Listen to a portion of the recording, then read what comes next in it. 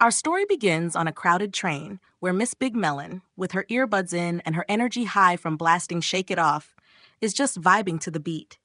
But little does she know, someone's about to shake more than her mood. Her skirt begins to twitch. At first, she thinks it's just the train bouncing, but nope. There's a hand trying to make off with her purse. She turns around, only to see a man with a face as casual as someone buying a cup of coffee. He's got his eyes on her purse like it's the last slice of pizza at a party. This charming gentleman is none other than Katsuhiko.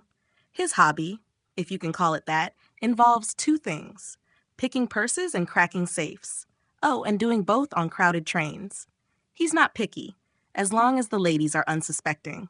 Frozen with shock, her heart racing as Katsuhiko's fingers tap the dials of her purse like he's trying to get the combo to Fort Knox.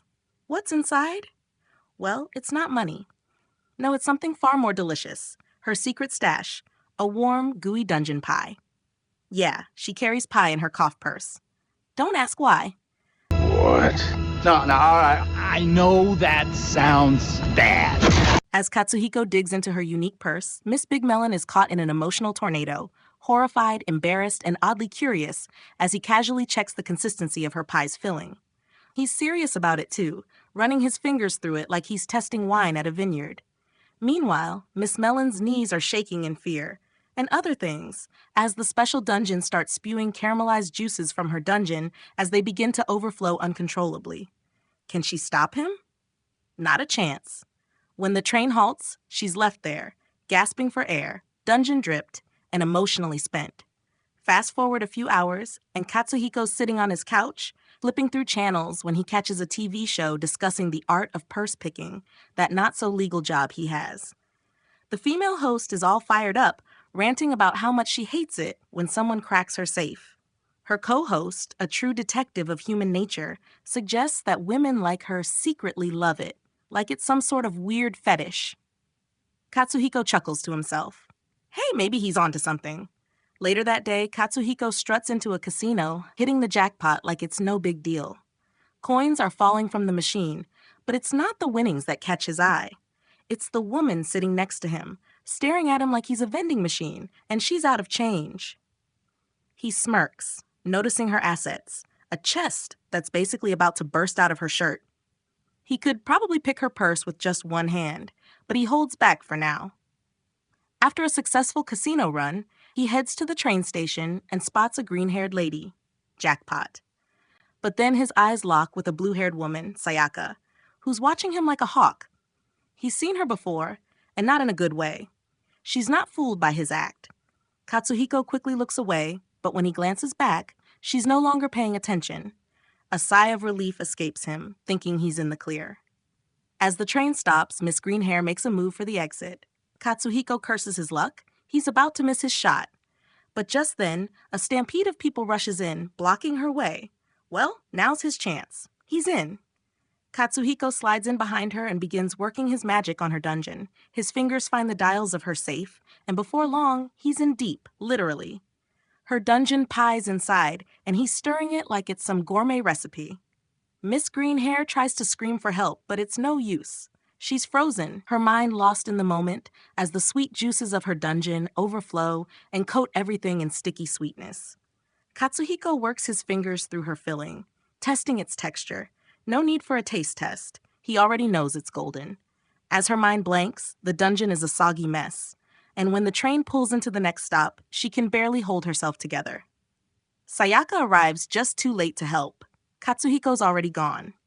As he exits, Katsuhiko licks his fingers clean, as enjoying the faint taste of victory and caramelized dungeon. Not bad, he mutters, but he's still got his eyes on the next prize. Later, Katsuhiko runs into Miss Melon again, this time in a convenience store. He plays it cool, of course, but the irony? She has no idea it was him. He could practically hear her thoughts. How strange, this man with the perfect, "I've stolen your dungeon power" smile. Meanwhile, Sayaka chats with a friend about missing her chance to catch Katsuhiko. She grumbles that she's holding it in, but it's not a secret. No, it's golden dungeon juice. You see, she's got to keep it together for just a few more stops. But Katsuhiko's already on the prowl again. She feels it when he sneaks up on her, his hands on her purse like it's a well-worn pair of gloves. She tries to act fast, but with his nimble fingers, Katsuhiko's already halfway to cracking her safe. Sayaka tries to keep her composure, but her mind is split between stopping him and holding in her golden dungeon juice. And guess what? She fails. The safe is cracked, the special power inside falls to the floor, and she accidentally slips. Game over. Her dungeon juice bursts forth like a dam breaking, and Katsuhiko is there to scoop it up. Sayaka's face turns beet red as everyone around her stares in horror. Katsuhiko, surprisingly unimpressed, retreats, leaving her on the floor in defeat. Later, Katsuhiko bumps into Genji, another connoisseur of fine purses and cracked safes. Genji's been watching Katsuhiko's moves and even has a name for the women Katsuhiko targets: Big Melon Gals. These are the ladies who, instead of resisting, want their safes cracked. Apparently, it's a whole subculture. They come for the thrill, Genji explains, like he's some sort of philosopher of the art. Maybe he's the god of this unique act. The next evening, Katsuhiko's back at it. He spots a woman sitting by herself, and Big Melon Gal, no doubt. But as he gets closer, he realizes something. It's the TV host from the earlier show, the one who hates it when men like Katsuhiko crack safes. Oh, how the tables have turned. She's in commando mode, and she's ready for whatever he throws her way. With a grin, Katsuhiko doesn't hesitate. He moves in and starts working his magic. This time, he's not just cracking her safe, he's cracking her composure. The TV host can't help but moan in delight as Katsuhiko proves once again that his skills are unmatched. Genji and the rest of the men of culture are watching in awe as Katsuhiko effortlessly deposits his special liquid into her safe. Can't blame him. Out of all the Big Melon Gals, this news reporter is like the goddess Aphrodite, waiting for this special activity and the chance to receive that special white liquid. When the train pulls into the station, she's still dazed, and Katsuhiko's left smiling. Mission complete. Genji turns to him, a smirk on his face. "You actually went and marked her. Heh, shocked," he says, admiring Katsuhiko's finesse. Katsuhiko just grins. He knows he's at the top of his game. And with that, Katsuhiko walks off into the night, the king of purses and safes on crowded trains, making any person's dungeon he cracks collapse and fall for his power, wanting more. Attaboy! Stay tuned for part 2 in the future, because that episode is definitely going to get a bit spicier, involving some of these characters whose safes have already been cracked.